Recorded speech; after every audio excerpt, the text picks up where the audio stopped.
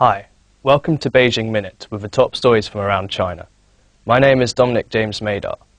This week, North Korea fired one ballistic missile into eastern waters.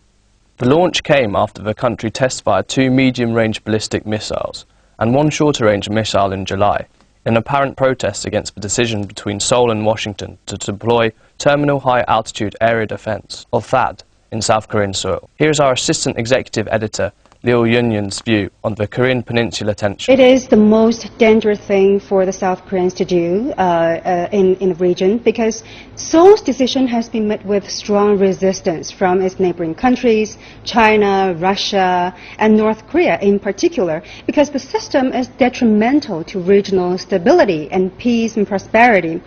World peace right now is precariously based on mutually assured destruction, which means the use of a threat of using nuclear weapons against the enemy prevents the use of the same weapons, and the ability to launch counter-strike in retaliation of a nuclear strike. So with the deployment of THAAD, any military movement within China, Russia, and North Korea, of course, would be under THAAD's surveillance. So that is actually break the regional balance of power in the Northeast Asia.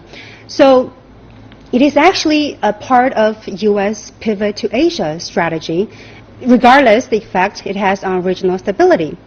So, and now what's worse, Japan has also been reportedly to deploy the same thing, THAAD.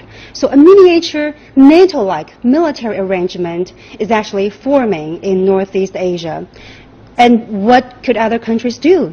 Upgraded arms race, like more nuclear weapons, high-tech weaponry, and also more warheads deployed in inland areas and also in our borders. So if that is really the case, Northeast Asia will plunge into real danger. In other news, China's on-demand mobility firm, Didi Chuxing, will take over Uber's China business in a deal that could value the merged operation at $35 billion. The Ministry of Commerce said that it hasn't been informed about the possible merger and the buyout deal cannot proceed without giving prior notification to the ministry. In response to the ministry's statement, Didi Chuxing issued its own statement, saying that both companies had so far failed to achieve profitability in China, and the revenue of Uber China in the last fiscal year did not meet the standard for mandatory notification.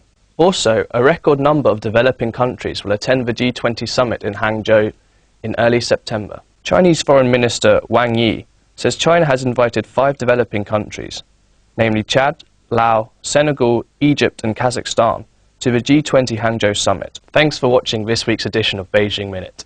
Please feel free to leave us any questions or suggestions that we would like to see our team answer in the next video. Thank you very much. Goodbye.